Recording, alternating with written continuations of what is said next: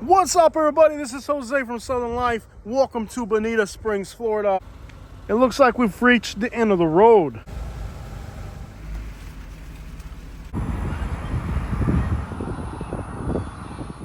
So here where the old dog track used to be, there's a huge pile of garbage. Oh yeah.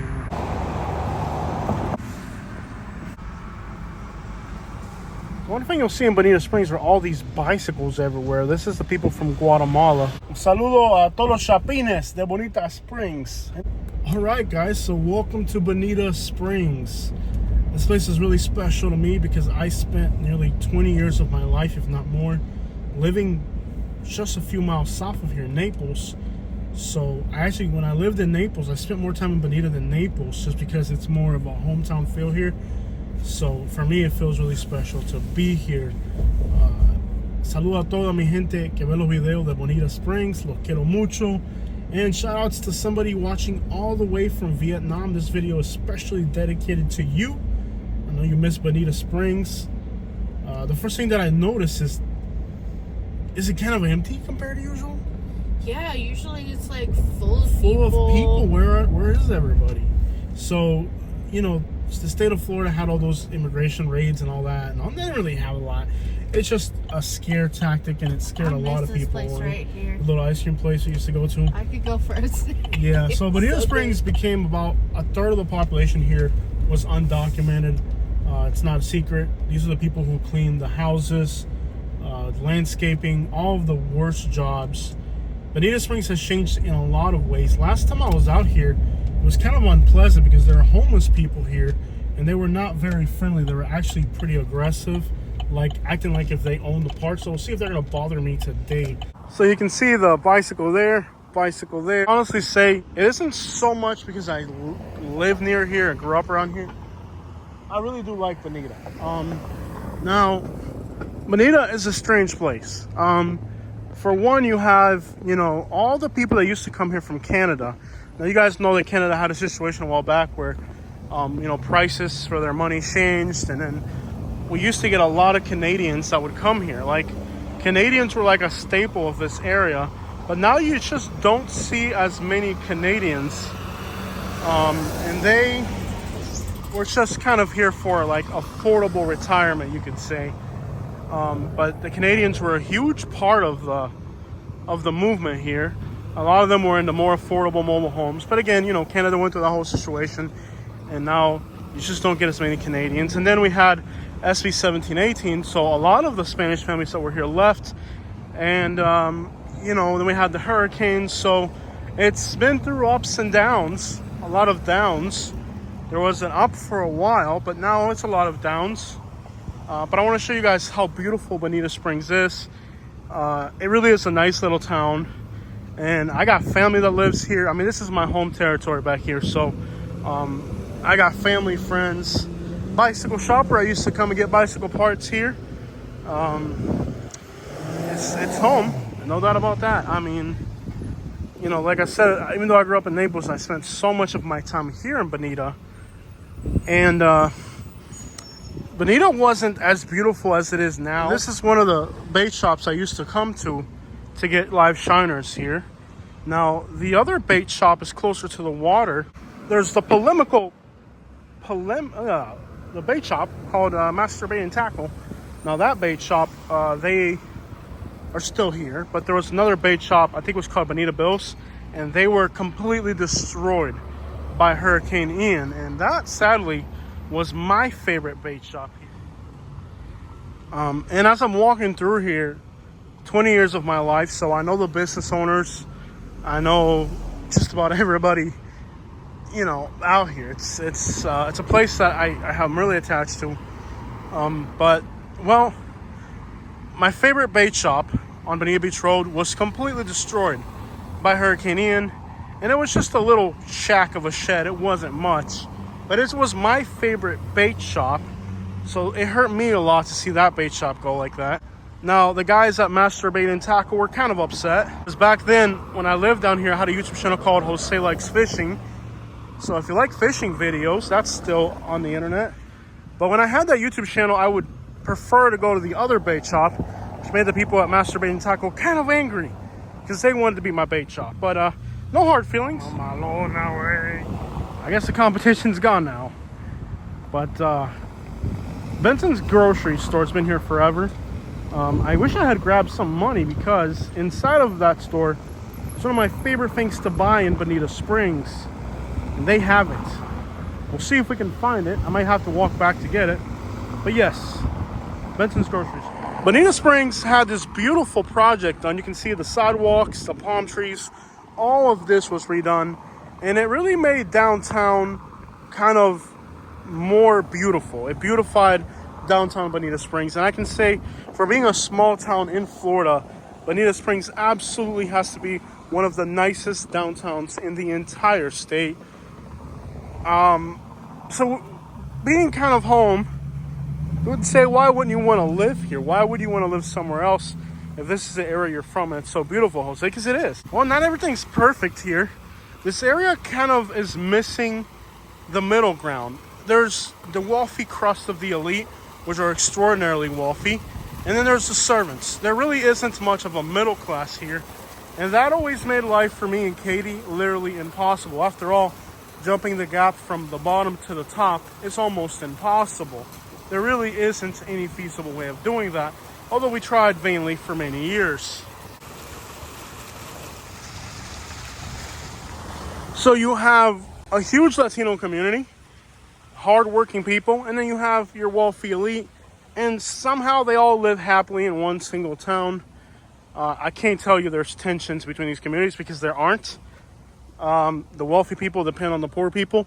In fact, the reason why there are so many people here from other countries like Mexico, Guatemala, and Salvador, Cuban and Mexican and all these places, is because the rich people, their properties require a lot of work. And the only people that are actually willing to do that work are the people from Latin America, particularly Central Americans. That is why, for the most part, we can say that Bonita Springs is a place that exists. You know, the poor community here exists because of the rich.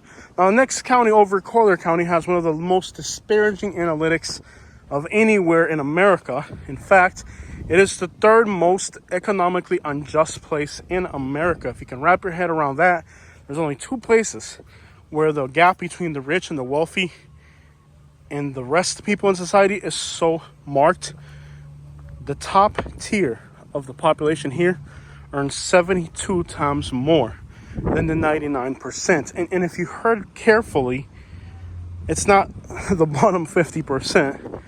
The 1% of all earners here, okay, the 1%ers here earn 72 times more than everybody else. That includes the millionaires. So if you're a millionaire, you're still a 99%er here. So in other words, there's this huge disparaging gap between the have way too much and everybody else in society, which makes living here absolutely brutal. So you may ask yourself, if it is so economically difficult to live here, why do so many immigrants choose to live here? The answer is simple: safety. Safety that comes with all that money, police force, good schools. People are willing to do whatever it takes to live here. It is a very desirable community from a perspective. It's beautiful. You have beaches, warm weather throughout the whole entire year. You don't have any social issues like you do in other places. It really is a very desirable place to live. And it's somewhat small business friendly. So again, with all those benefits, a lot of people, even those who are illegal, many times will move here, start families. And many of the people that live in Bonita that are not documented have been here living in Bonita Springs now for a very long time. Look at these iguanas. There's iguanas over there rushing into the trees. There's iguanas here. The iguanas are a new arrival. This isn't something that's been here forever. So the railroad tracks, these railroad tracks that we see here in Bonita Springs, they die right where we started today's video. If you guys remember, I started today's video in Collier County, right on the Lee and Collier line. That's kind of where I grew up, in an area known to the locals as the Dunes. These railroad tracks that we're looking at right here, these tracks went to Cemex, which was a concrete company that made aggregates and all types of materials for the industries of construction. However, these tracks now have been abandoned for the good part of, I would say, easily, no exaggeration, probably 2 decades. And the last trains that have been moving back and forth weren't really moving stuff. They were just kind of moving around, you could say. So these railroad tracks parallel Old 41, which would have been the original kind of main street of Bonita Springs, you could say. So Bonita Springs has done an incredible job of integrating the town's history with its present. And there's many parks in downtown. And what used to be the city court today is kind of, as you can see, beautiful historic buildings, some of which have been brought from other places. Now, many of the historic buildings from Bonita Springs are not here anymore. Hurricane Donna was a big one. But downtown Bonita Springs today, it's a beautiful place, incorporating all of these historic places, what's left of them, with new additions that give this place an incredible vibe. And while the evidence of hurricanes back-to-back are visible and present here as well, and a lot of these places like the Everglades, Wonder Gardens, just iconic places here. I mean, Bonita Springs was a tourist destination since way back in the day. Yes, it's always been a destination for tourists, and it continues to be so to this day, despite the many hurricanes that have changed the landscape quite a bit. And literally down here, locals know 90% of certain occupations like property maintenance, landscaping. We know who does all this hard work. It's not a secret. There's a sign right there for the Everglades Wonder Gardens. Beautiful historic signs. Some of them have been damaged. The original signs, not all of them are left. There used to be all over Old 41. Today, only some are left. You'll catch snook and bass in this water, both fresh and saltwater species. But without a doubt, you can see homeless people do exist now here in Bonita Springs. So living in Bonita Springs will give you access to these beautiful parks, beautiful places, and a somewhat disposable labor force that pays the workers merely not enough to live here. So what do the locals do? If after all what the jobs pay isn't enough to live here, how do the locals manage to survive in Bonita Springs, Florida? Well, the answer to that, we're going to see later on in today's video. We're crossing now the Imperial River. The Imperial River gives Bonita Springs its beauty, but it's also given Bonita Springs quite a few headaches because this river connects to the ocean, and Bonita Springs has suffered storm surge back to back so many times it's almost difficult to wrap your head around the challenges that this community faces, how often it storm surges because of the Imperial River. So these are the famous billboards that decorate this area. Now you can see on top of Coral Snake, and now good luck finding one of those. They're gone and dead. The alligators were somehow able to survive. We still got turtles and otters. I could say the only thing missing here from the daily picture is, of course, the coral snake. But what a beautiful mural. And there are many signs like this all over this area. Unfortunately, hurricanes really have taken a toll on Bonita. Oye, mi hermano, porque tú estás atravesado con todo ese motion en medio de la calle, hacer paraste la calle entera, mi hermano, con un camión lleno de mulch. So the day-to-day growing continues. Notice we have mango trees, avocado trees. All of these tropical plants are here in Bonita. Now, in the infancy of Bonita Springs, people did come here from other places to try to make something better. People came here to Bonita from Alabama to try to start some type of tropical farm, but it failed. See, at the time, Florida had a huge dependency on all of the products coming from Cuba. But there was a problem with that dependency, and that dependency was that there really wasn't a way to substitute it. So the Americans wanted the Spanish gold of the Caribbean, and, well, people in the Caribbean wanted what Florida had to offer. These beautiful signs are all over Bonita Springs. You'll see signs like this still. A lot of them are still left. Here's another yet beautiful sign here in Bonita Springs.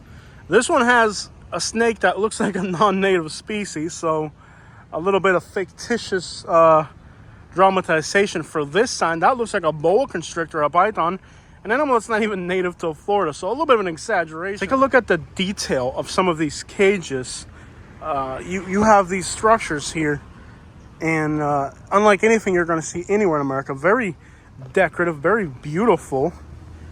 And this area today, you see it, but it really has suffered a lot from hurricanes. And they've rebuilt and fixed some of these signs that were hit by trees and stuff like that. It's been a long journey here in Bonita Springs. It really has. But it's a journey that today has brought Bonita Springs to being a better place. Despite the challenges, despite all of the flooding, I cannot tell you how much the residential communities have suffered from non-stop, repetitive flooding. But Bonita Springs just came out on top regardless. So what did Florida have that Cuba wanted? A lot of cattle. North of here in Punta Rasa, a lot of the cowboys, the Florida cowboys, would have depended on trade with Cuba. They would trade their cattle for Spanish gold, the gold being a desirable thing here in the United States. And in Cuba, the cattle, the meat. Cuba has always been a country that has eaten a lot of meat, more meat than is humanly possible consumed by Cuba. A problem that still faces the country is how much beef it consumes, and Cuba has never been able to produce enough to satisfy its people. And buildings like this that you see here today that are closed because of storm surge flooding. It's not that people have abandoned their businesses. This is a very thriving town, and right about now during rush hour, all the people leave their jobs and they come out here driving home. Makes for a very lively town. There's always people here, activity, and sometimes even, well, quite a traffic jam on car and on bicycle. The people that don't have a license, they're on bicycle, and then the other ones that do have a license and vehicle. You can hear cumbia music coming from different directions. It really is a sweet vibe out here. It's a nice, safe town, and a lot of working class people live here. You know, it's a lively town. That's how I would describe Bonita. It's a place of music, people, and the Spanish communities here are very to themselves. They mind their own business. They don't bother anybody. All they do is work and go home. This restaurant used to be my favorite when I lived down here. It's not what it used to be back in the day. So a community of very hardworking people that seem to mind their own business and not bother anyone. It is a very safe town. And people walk here late at night, weekdays, weekends. Today's a Friday, so it's a little bit more active than usual. But Bonita Springs is actually as lively as you see it today. It used to be even more lively than that, but over the years, it's had to make some adjustments to the laws and changes. And today, it's not as busy as it used to be for many of the changes that have taken place. But again, a lot of people here have been in this area now for generations. Bonita has always had Latino community. It used to be Mexican back in the day, and that is because of the farming. There's a gargullos plant somewhat close to where we started today's video. Tomatoes have always been a strong industry in Collier and Lee County, especially many years back, and that brought a lot of people to the area. In fact, we have, if you go far enough south, Immokalee, a town that has the largest illegal population in the United States by percentage of the population here in the state of Florida. And it's always been like that. There's industries there that depend on these workers. And when we say illegal, quote unquote, keep in mind that these are people that used to work for the tomato companies, and they actually have contracts so they can bring people to work. So the legality of it is kind of, depends on how you want to look at it, really. But Grandpa's Pizza is still here, and there's still a lot of Spanish restaurants, Spanish stores.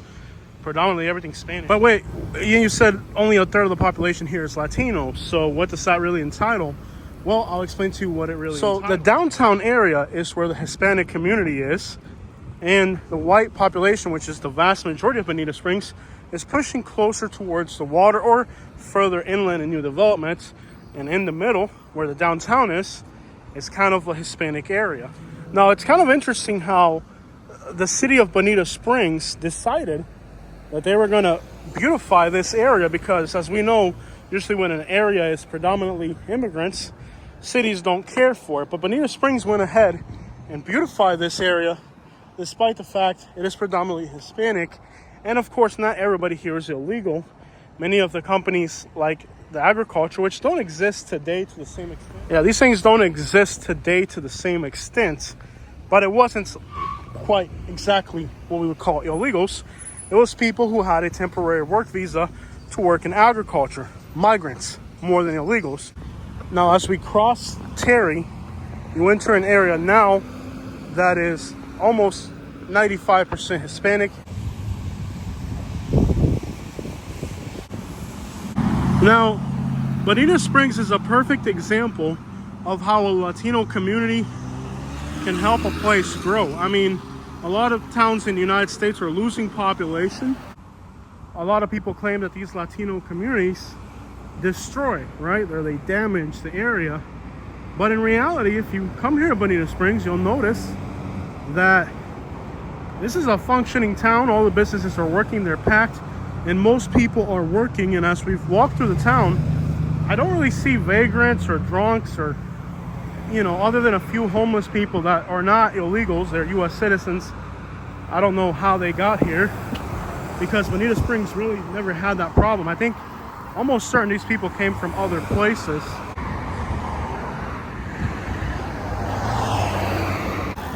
And just about everybody here is either educating themselves or working or tending to their families. It's a busy place of hardworking people. Now we're almost approaching Rosemary. Now Rosemary is entirely a Latino community. It used to be Mexican, but of course after President Trump took power, many of the Mexicans left the United States voluntarily. They weren't deported. They just decided to go back to their countries because they weren't going to be humiliated and disrespected. So they left voluntarily. And after they left, well, a new emergence came, and that is the Guatemalan community, which now is the largest ethnicity here. All right, so now we're kind of entering a more residential neighborhood lined by barbershops and really good little Guatemalan stores. Now, this is an interesting word, shopping. Well, Guatemalans call themselves chapines or chapinos, and the female chapinas. And signs like this would denote that this is mostly going to be serving Guatemalan food. So something pretty bad happened in this community, and that was that they decided to put, and well, more than a homeless shelter, what it is, it's really like a food bank place. And that was a huge disappointment to this community because it brought a lot of vagrant people. Now keep in mind, this neighborhood is 95% Hispanic, maybe even more than that. There's a few white families back here. Shout outs to them. I know a lot of them. Good friends of mine that I've known for many years. But this community, they put this food bank in the back, and this food bank attracted a lot of white people that were homeless and vagrant to the neighborhood. So this community wasn't too happy about the fact that, you know, it's basically a white problem from the white community. So the addicts and homeless and stuff like that were pushed into this residential community. So out of all the places you could have put this food bank, why put it at the end of a predominantly Hispanic community? It's a white problem, homelessness and addiction and people who are hungry.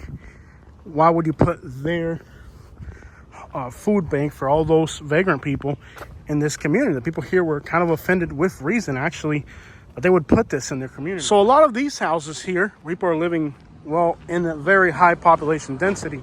Now what is strange is that you don't see too many cars anymore here. This kind of looks like a ghost town compared to what it used to look like. And usually by now the cars will be stacked all the way to the road. In fact, you can tell that there's sufficient parking here. And the reason that it looks like there's so much parking is because, well, there were that many people that had cars, but with the pressures of immigration and the changes that have happened in the United States with the view on immigration, a lot of people that live in this community have decided to leave, or to be more subtle, whatever. So many of the people that own these properties are actually Mexican nationals. Now, their children were born here in the United States, and a lot of them have been here so long that now these properties are in the name of their children. So many of the people that live here now that own these properties, I wouldn't even say they live here. I would say that the people that own these properties are mostly Hispanics, but they don't exactly live here. It might be their kids that inherited the properties.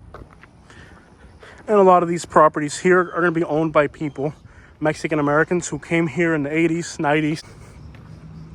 Now, this neighborhood was packed. This neighborhood is probably at a third of its capacity of what it usually is. And the reason being, it's just a lot of people have left. And that's kind of a phase that started when Trump first won his first term. And a lot of people that were here left. Then you had SB 1718, which came from Ron DeSantis. That made a lot of people leave. And well, today, these neighborhoods are kind of less densely populated. But you still have a lot of people here that are legal. So I think what a lot of people fail to understand about neighborhoods like this is they assume that everybody here is illegal. But let's backtrack a little. The people that own these properties outright. They didn't buy these properties with stolen money. They worked to buy these properties. Now, these properties are in the name of their children who are U.S.-born citizens. You can't deport them. They're Americans. Now, these communities haven't been known for crimes, homicides, and murders. But here on the intersection of Rosemary and Cape Verde, right in these apartments, I believe, is one of the many unsolved homicides that have happened here. Any community this big will have unsolved homicides, but you got to be honest and you got to be fair and admit that these communities haven't been plagued with crime. There are incidents like the homicide that happened here, which you could, if you wanted to change the narrative, say here's an illegal killed by another illegal. So who's the murderer? Who did it? Nobody knows. You could put that type of spin on it. But realistically, the vast majority of people who live here are nothing more than very hardworking people that have come here for nothing more than having a good life. And they contribute greatly to this community. After all, we do have a lot of hurricanes, and we know that the people that do the worst work, it's always them. So today, most people that come into the United States are coming in by turning themselves into U.S. Customs voluntarily. They get evaluated and they get a parole hearing. A lot of the Guatemalans that are here in Bonita Springs went through that legal process. In other words, they didn't cross the border illegally into the United States, as some would assume. That is not how they got here. They went to the border and turned themselves into customs and explained their political asylum situation. And many of them, by the federal government, were granted the access to stay in the United States awaiting a parole hearing. So the notion that everybody that is here is illegal is absolutely not true. Se vende pollos y papas. Se vende pollos, papas, gallinas y lechugas. So no, they're not all illegal. And you would be an absolute fool to believe that everybody here is illegal, that the vast majority of people here are illegal. A lot of them are simply waiting for a parole hearing to determine whether they're going to get a deportation order or if they're going to be granted to be able to become U.S. residents and eventually U.S. citizens, something that a lot of them do accomplish. So the number of people here is reduced, which suggests that a lot of people that were here illegally have already left. Now, there's still unsightly sights to be seen here, like all this garbage and probably somebody living in a camper over there. You got to keep in mind that in this community, what jobs pay will never be enough to subsidize the cost of living. And the only option that people really have is to increase the population density in these houses in order to be able to afford housing, unless they have a really good business. Now, landscaping is hard work, and a lot of the individuals that are Mexican Americans had great landscaping businesses, and they made a lot of money. In fact, just to the north of here is an area that's more rural and more acreage. And a lot of the people that live back in there are Mexican Americans who started landscaping businesses, have a lot of money. The other thing that a lot of people don't realize about these communities is that you might see these little humble little houses and think that the people here are just illegal. But if you don't know, a lot of these people are actually extraordinarily well off, but they like to live under the radar. They like to keep a low profile. At first glance, some of these very humble people may appear to be kind of poor. But see, you don't know that. A lot of the people that live here have started their own landscaping businesses and are actually very affluent people. You would never know because they keep a low profile. They don't want to draw attention. Keep in mind that Guatemala and Mexico are very dangerous countries, and people in those countries learn that if they have money, it's best not to show it off because it's a very dangerous place. And what a lot of people don't understand about these communities is a lot of these people really are legal. A lot of these people have a crap load of money, and while they may appear to not, be the wealthiest people on earth, they appear to be humble, people. They don't look wealthy, they don't act wealthy.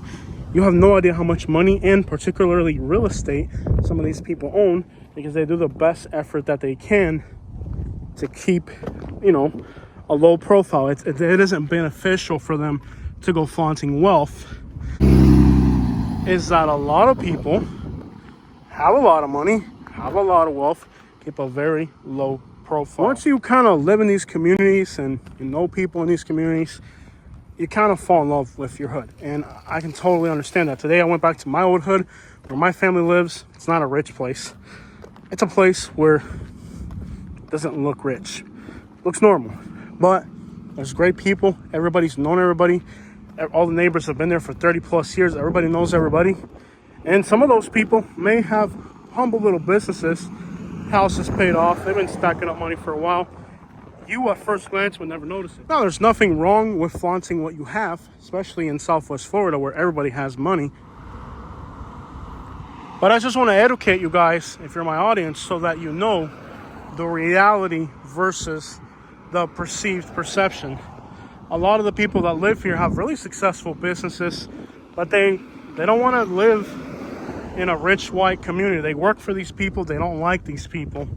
So if you can stay back in your hood, around the people you kind of been around forever, it's just a normal thing, like once you fall in love with your neighborhood, you got good neighbors, your neighbors become like family. It's something about living in the hood, we could call it, that a lot of people just, you fall in love with your neighbors, your community. And why would you give all that up to go live around a bunch of white people that you have nothing in common with, and that many times are going to be disrespectful to you, when you can live in your hood and around the people that you've known for decades? So you got to consider that as part of the picture as well. You're talking about a place where people have lived for decades. Everybody knows everybody, and why would you give that up to live somewhere else? I can say I've really enjoyed my walk to this community, and even though I'm walking around like an idiot with a camera, nobody's bothered me. In the back, you have some mobile homes as well. It's all houses in the front. Back this way, it's a lot of mobile homes.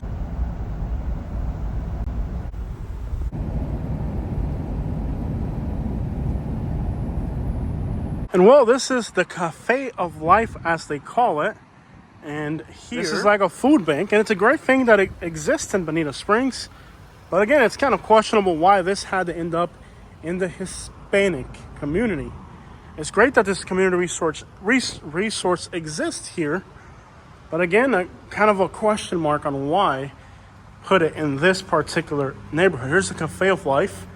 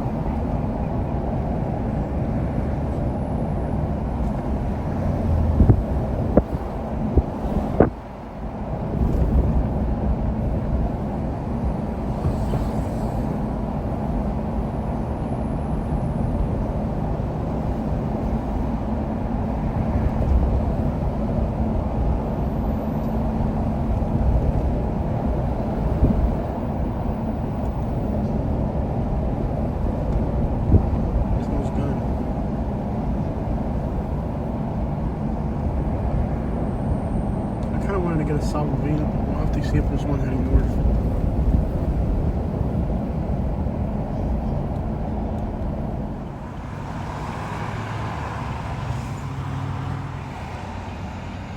And there's Guatemalan communities all over the United States. We're gonna go in here real quick in a little store and try to get one of my favorite Guatemalan things. Hopefully they're gonna have it.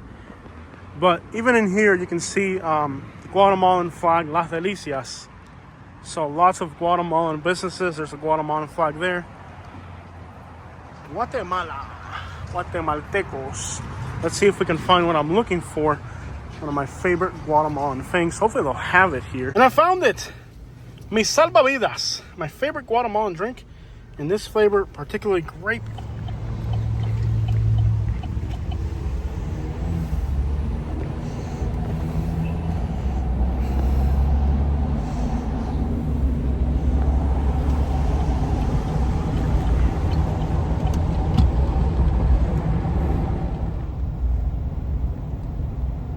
Bonita Springs now, heading north towards Fort Myers. Traffic can usually be a nightmare. The city limits of Bonita Springs end right around here. I do have to see the mother-in-law. Hey. What? I didn't say anything bad. The facial expression. What's wrong with my facial expression? I'm happy. Look. What's your salvavida? I don't usually like soda, but that was really good. And it wasn't too bubbly. Some things are like overly bubbly. So I was thinking we could give your mother the most honorable experience, you know, like, and meet her at that Haitian restaurant on Fowler. Jose, don't do that. No, I want to make sure that she has the best time possible and the best dining experience. So how about we meet her at that Haitian restaurant on Fowler? No. No. Haitian restaurant on Fowler? No. What about that barbecue place on MLK? Jose, that doesn't even have a seating area. Oh, she'll be fine. Don't even worry. Jose. I'm just making good suggestions. Jose, I put up with your dad for 5 days. 5 days. I've dealt with your dad. I made food for him. I cleaned up after him. I'm probably going to find things that are missing in my house. Are you suggesting that my dad steals stuff when he comes over? That's a low blow. That's a low blow right there, Katie. That's a low blow right there. Jose. That's a low blow.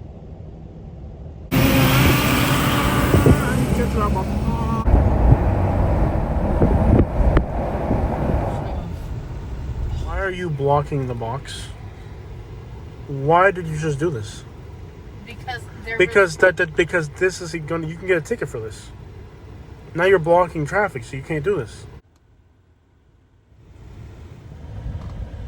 No trash.